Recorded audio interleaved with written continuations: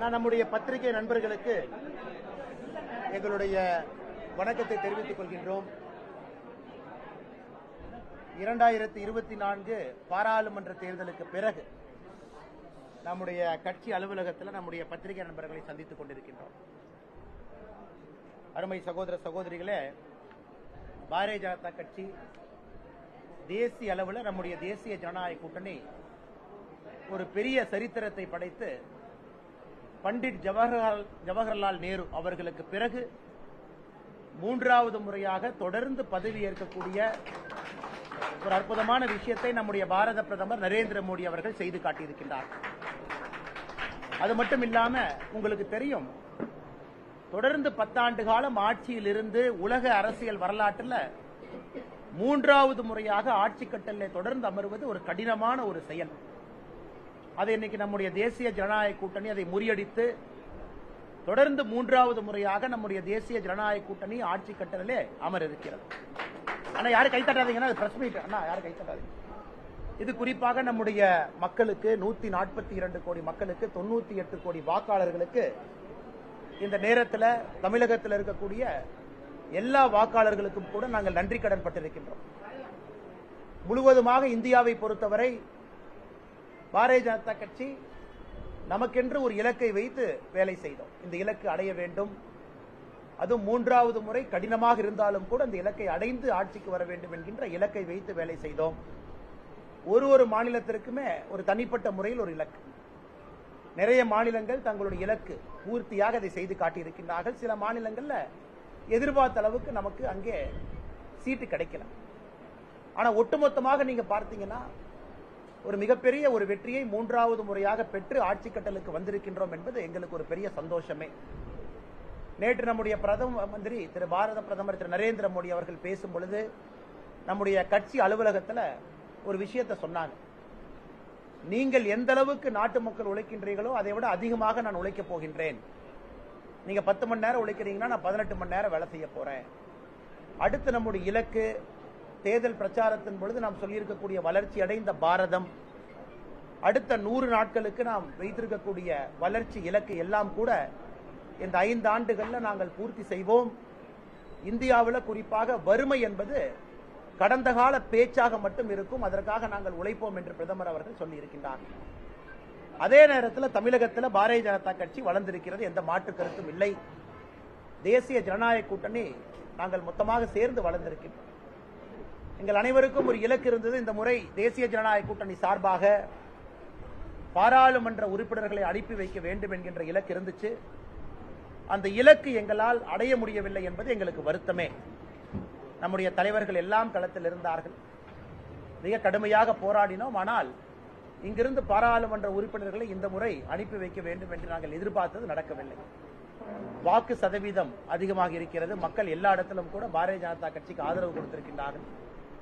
நிச்சயமாக இதை ஒரு படிப்பனையாக எடுத்துக்கொண்டு அடுத்து நடக்க இருக்கக்கூடிய தேர்தலில் நிச்சயமாக பாரதிய ஜனதா கட்சி தேசிய ஜனநாயக கூட்டணி இங்கிருந்து எங்களுடைய வெற்றி வேட்பாளராக மாற்றி பாராளுமன்றத்திற்கு அனுப்புவோம் என்கின்ற உறுதி நாங்கள் எடுத்திருக்கின்றோம். இன்னும் கடினமாக உழைப்போம்.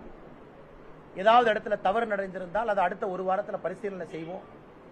அதை இன்னும் எப்படி சிறப்பாக செய்திருக்க முடியும் என்று யோசனை செய்து, அதே நேரத்தில் மக்கள் கொடுத்திருக்கக்கூடிய தீர்ப்பை தமிழகத்தில் தேசிய ஜனநாயக கூட்டணி பாரதிய ஜனதா கட்சி நாங்கள் தலைவணங்கி ஏற்றுக்கொள்கின்றோம்.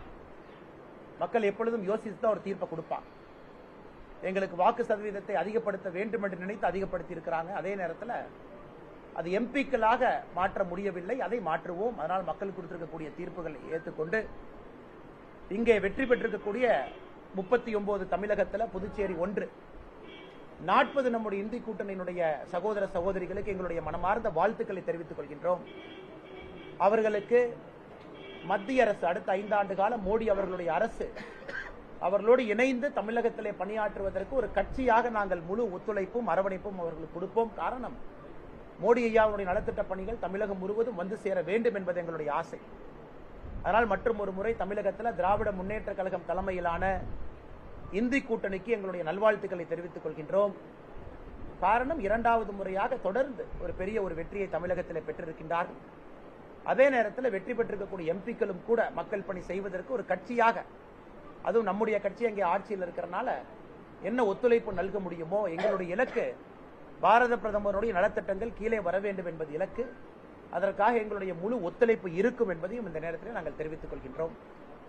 அதை தாண்டி நம்முடைய தேசிய ஜனநாயக கூட்டணி சார்பாக போட்டியிட்ட எல்லா வேட்பாளர்களுக்கும் இந்த நேரத்தில் எங்களுடைய மனமார்ந்த நல்வாழ்த்துக்களை தெரிவித்துக் கொள்கின்றோம். கடுமையாக உழைத்திருக்கின்றார்கள், இன்னும் கடுமையாக உழைப்பார்கள். சில இடத்துல குறைந்த வாக்குகள் வித்தியாசத்தில் வெற்றி வாய்ப்பை இழந்திருக்கின்றோம். சில இடத்துல இன்னும் அதிகமாக உழைக்க வேண்டும் என்று மக்கள் எங்களுக்கு அன்போடு சொல்லியிருக்கின்றார்கள். அதனால் அதிகமாக உழைப்போம். இந்த முறை எப்போதும் இல்லாத அளவுக்கு தாமரை 23 தொகுதியிலே தாமரை சின்னம் பதிந்திருக்கிறது. இதுவரை எத்தனையோ இடத்துல வாங்காத வாக்குகளை முதலாக வாங்கியிருக்கின்றோம். ஆனாலும் தீர்ப்பை தலைவணங்கி ஏற்றுக்கொண்டு இன்னும் கடுமையாக உழைக்க வேண்டும் என்று மக்கள் சொல்லியிருக்கின்றார்கள். கடுமையாக உழைப்போம். வருகின்ற காலத்தில் எங்க உழைப்பை நீங்க பார்ப்பீங்க. அதனால் நிச்சயமாக அது நடக்கும். வருகின்ற காலம் இன்னும் நல்ல ஒரு காலமாக இருக்கும். அதை தாண்டி பத்திரிகை நண்பர்களுக்கு இருக்கக்கூடிய கேள்விகளுக்கு பதில் சொல்வதற்கு நாங்கள் கடமைப்பட்டிருக்கின்றோம். காரணம், வாக்குப்பதிவுக்கு பிறகு வாக்கு எண்ணிக்கைக்கு பிறகு நம்முடைய கமலாலயத்தில் நடக்கக்கூடிய முதல் பத்திரிகையாளர் சந்திப்பு. நிறைய கேள்விகள் இருக்கலாம், மாற்று கருத்து உங்களுக்கு இருக்கலாம். அதனால் நீங்கள் எந்த கேள்விகள் கேட்டாலும் கூட பதில் சொல்வதற்கு நாங்கள் கடமைப்பட்டிருக்கின்றோம், தயாராக இருக்கின்றோம். கேட்கலாம்.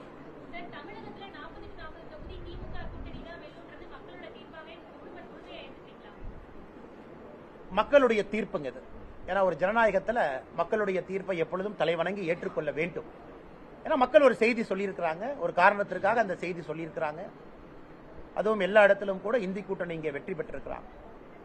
மக்கள் இந்த முறை தீர்ப்பை எப்பொழுதுமே கலந்து கொடுப்பாங்க. அவர்கள் அடுத்து எந்த கட்சி வேணும் அப்படிங்கறத இந்த தீர்ப்புல சொல்லியிருக்கிறாங்க. அடுத்து எந்த கட்சியை விரும்புறாங்க அப்படிங்கறது தீர்ப்புல சொல்றாங்க. அந்த கட்சி, குறிப்பாக பாரதிய ஜனதா கட்சி, இன்னும் கடுமையாக உழைக்க வேண்டும் என்பது அந்த தீர்ப்புல சொல்லியிருக்காங்க. அதே நேரத்தில் 40க்கு 40 இடத்துல இந்தி கூட்டணியை ஜெயிக்க வச்சிருக்கிறாங்க. அதுவும் ஒரு தீர்ப்பாக சொல்லியிருக்கிறாங்க. அதனால் அதை தலைவணங்கி நாங்கள் ஏற்றுக்கொள்கின்றோம். வருகின்ற காலத்தில் இன்னும் மக்களுடைய நம்பிக்கையை பெறுவதற்கு கடுமையாக உழைப்போம்.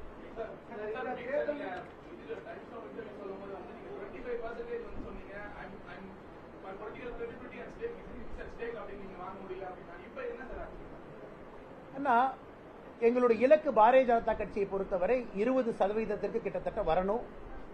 தேசிய ஜனநாயக கூட்டணி எல்லாம் சேரும் பொழுது 25% தாண்டணும். இது எங்களுக்காக நாங்கள் வைத்திருக்கக்கூடிய இலக்கு. கடுமையா வேலை செஞ்ச வேணாம். ஆனா தமிழகத்துலனா ஒரு விஷயத்தை நான் பெருமையா அங்க பதிவு செய்ய விரும்புறேங்கண்ணா. நமக்கு இருக்கக்கூடிய அரசியல் வேறுபாடுகளை தாண்டி, உதாரணத்திற்கு கோயம்புத்தூர்ல ஒரு வேட்பாளராக நான் வாங்கியிருக்கக்கூடிய 4,50,000 வாக்குகளும் பணம் கொடுக்காமல் பெற்றிருக்கக்கூடிய வாக்குகள். ஆனா யாரும் கைத்தறாங்க. அதே போல நம்முடைய வேட்பாளர்கள் கடுமையா உழைச்சிருக்கிறாங்க. அதுக்கு ஜெயிச்சவங்க நான் குறை சொல்லிங்கன்னா, எங்களுடைய பணி இன்னும் கடுமையான பணி அப்படிங்கறத நாங்க புரிஞ்சுக்கிட்டோம். இன்னும் மக்களை போய் சந்திக்கணும். தமிழகத்திலே பண அரசியலை தாண்டி தேசியத்தை மலர வைக்க வேண்டும். ஷார்ட்கட் எடுக்காம இந்த கட்சியை வளர்த்தணும்னா இன்னும் கடுமையா உழைக்கணும். இன்னைக்கு 11% கொடுத்திருக்கிறாங்க. எங்களுடைய இலக்கு 20%. பெரிய இலக்கு வச்சுதான் நாங்க வேலை செஞ்சோம். போன டைம் இவ்வளவு வாங்கியிருக்கோம், இன்னும் 3% ஜாஸ்தி பண்ணலாம் அப்படிங்கிற இலக்கு கிடையாதுங்க. கம்பைண்டா பண்ணதே இன்னும் 8 மடங்கு அதிகப்படுத்துவோம், 9 மடங்கு அதிகப்படுத்துவோம் ஒரு பெரிய இலக்கு வச்சோம். அதே போல குறுக்கு வழி இல்லாம இப்ப நாங்கள் எடுத்திருக்கிறத சோர்வடையாம அதை 2026 நாங்க முன்னெடுக்கணும். இன்னொரு கட்சிகள் செய்யக்கூடிய தவறுகளை நாங்கள் செய்ய விரும்பல. அதனால் 2026 ஒரு நேர்மையான அரசியலை முன்னெடுக்க போறோம். அதற்கு இன்னும் கடுமையாக உழைக்க வேண்டும் என்கின்ற பாடத்தை நாங்கள் கற்றுக்கொண்டிருக்கின்றோம். அதே போல எங்களுடைய எல்லா வேட்பாளர்களும் கூட நீங்க பாருங்க, அர்பன் சென்டர்ல பாருங்க, ரூரல் ஏரியால பாருங்க, முதலா கட்சி வளர்ந்திருக்கு. அதனால் மிஸ்கால்குலேஷன், நாங்கள் எதிர்பார்த்த இலக்கு வரல. அதற்கு மக்கள் சொல்லி இருக்கக்கூடிய பாடம் எல்லாத்தையும் ரொம்ப பணிவாக, எந்தவித ஆங்காரம் இல்லாம ஹியூமிலிட்டியோட நாங்க ஏத்துக்கிறோம். இன்னும் எவ்வளவு முயற்சி செய்ய வேண்டும் என்பதை ஒரு பாடமாக எடுத்துக்கொள்கின்றோம். வருகின்ற காலத்தில் இன்னும் எங்களுடைய முயற்சியை இரட்டிப்பாகும். சார், அண்ணா நீங்க இங்க தமிழ்நாடு கேக்குறீங்களா? ஆனா முதற்கட்டமாக தோல்விக்கான காரணம் அப்படின்னு சொல்றதை விட, ஏன்னா பாரதிய ஜனதா கட்சி உங்களுக்கு தெரியும்னா, இது பாறையை உடைத்து வெளியே வரக்கூடிய வேலையை இங்கே பாரதிய ஜனதா கட்சி செய்து கொண்டிருக்கிறது. ஒரு பாறைக்குள்ள ஒரு சின்ன வேர் போகணும்னா அது எப்படி கஷ்டப்பட்டு உழைத்து அந்த பாறையை உடைச்சு அந்த வேர் உள்ள போறதுக்கு பல ஆயிரம் ஆண்டுகள் ஆகும். இன்னைக்கு பாரதிய ஜனதா கட்சியினுடைய வளர்ச்சி திராவிட கட்சிகளுடைய தோளில் நடக்காம முதலாக ஒரு பெரிய அளவில் தனித்து நின்று ஜெயிக்க முடியும் என்கின்ற நம்பிக்கையோடு களத்துக்கு வந்திருக்கிறோம். அதிலே நம்முடைய கூட்டணி கட்சியினுடைய பெருந்தலைவர்கள் நின்றிருக்கின்றார்கள். உதாரணத்துக்கு ராமநாதபுரத்தில் OPS நின்னாங்க, டிடிவி அண்ணன் தேனியில் நின்னாங்க, அன்புமணி ராமதாஸ் அவர்களுடைய துணைவியார் சௌமியா அன்புமணி ராமதாஸ் அவர்கள் தருமபுரி நின்னாங்க. அண்ணன் ஏசி சண்முகம் அவர்கள் வேலூர்ல நின்னாங்க. பாரிவேந்தர் ஐயா அவர்கள் பெரம்பலூர் நின்னாங்க. முதலாக பெரிய தலைவர்கள் எல்லாம் நிற்கக்கூடிய ஒரு தேர்தலை நீங்க பாக்குறீங்க. அதனால் எங்களை பொறுத்தவரை இது ஒரு கெயினா தான் நாங்க பாக்குறோங்கன்னா, இன்னும் கடுமையா உழைக்கணும், கனெக்ஷனை ஏற்படுத்தணும், மக்கள்கிட்ட அதிகமா இருக்கணும் அப்படிங்கிறது ஒரு கிடைத்திருக்கக்கூடிய பாடம். அதே நேரத்தில் நாங்கள் செல்லக்கூடிய பாதை சரியான பாதை என்பது இந்த தீர்ப்பில் தெரியுது. ரொம்ப தூரம் போகணும், ரொம்ப தூரம் ரீச் ஆகணுங்கன்னா அட்லீஸ்ட் நாங்கள் நடந்து கொண்டிருக்கக்கூடிய பாதை சரியான பாதைன்னு எங்களுக்கு மக்கள் சொல்லியிருக்காங்க. அதனால் தொடர்ந்து அந்த பாதையில பயணிப்போம். நாங்கள் இந்த பாதையை மாற்றுவதற்கோ அச்சப்படுவதற்கோ இல்ல போகக்கூடிய வேகத்தை குறைப்பதற்கோ இந்த தேர்தலில் மக்கள் சரியான பாதையில போறீங்க, சரியான வேகத்தில் போறீங்க, ஆனா இன்னும் இதே நேரத்தில் போங்கன்னு சொல்லியிருக்காங்க. அதை எடுத்துக்கொண்டு இன்னும் ஆக்கப்பூர்வமாக செயல்படும்.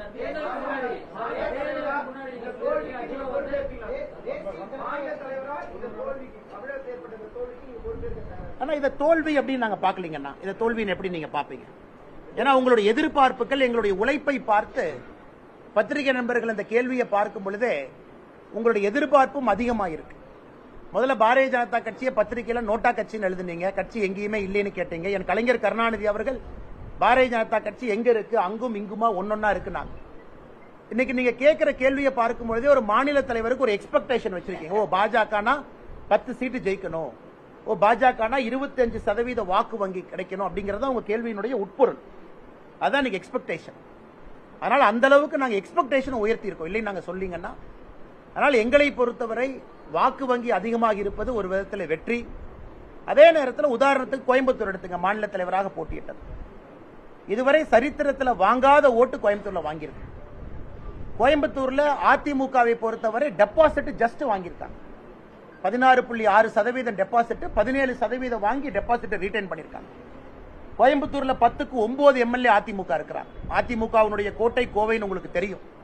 இதையெல்லாம் நாங்கள் சாதனையா பார்க்கிறோம். இதெல்லாம் எங்களுடைய சாதனை. அதே நேரத்தில் ஏற்கனவே சொல்லது போல நேர்மையான ஒரு வழியில நடக்கணும்னு நினைக்கிறோம். அதற்கு ஷார்ட் டேர்ம்ல ரிசல்ட் இல்லைன்னா கூட எங்களை மாற்றிக்கொள்ளாமல் அந்த பாதையில பயணிக்கணும்னு நினைக்கிறோம். இதையெல்லாம் வெற்றியா தான் பார்க்கிறோம்.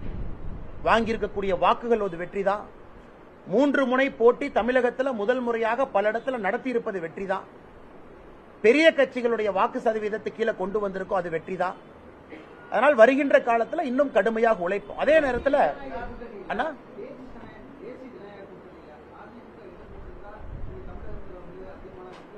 இன்னைக்கு நீங்க எடுத்து கூட்டி பார்த்தீங்கன்னா 31 இடத்துல ஜெயிச்சிருக்கணும். பட் எலெக்ஷன் அப்படி நடக்க முடியாதுங்கண்ணா.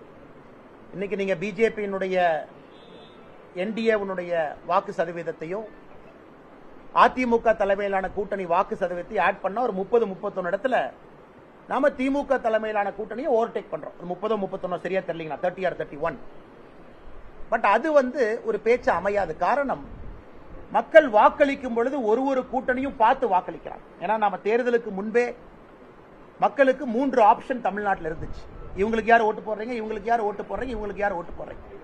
சோ வாக்கு செலுத்திய பிறகு நம்ம 2 பேர் சேர்ந்திருந்தா எப்படி இருக்கும், அவங்க சேர்ந்திருந்தா எப்படி இருக்கும் அப்படிங்கிற கேள்வி ஒரு யூகத்தின் அடிப்படையிலான கேள்வி. ஆனா மக்களை பொறுத்த வரைக்கும்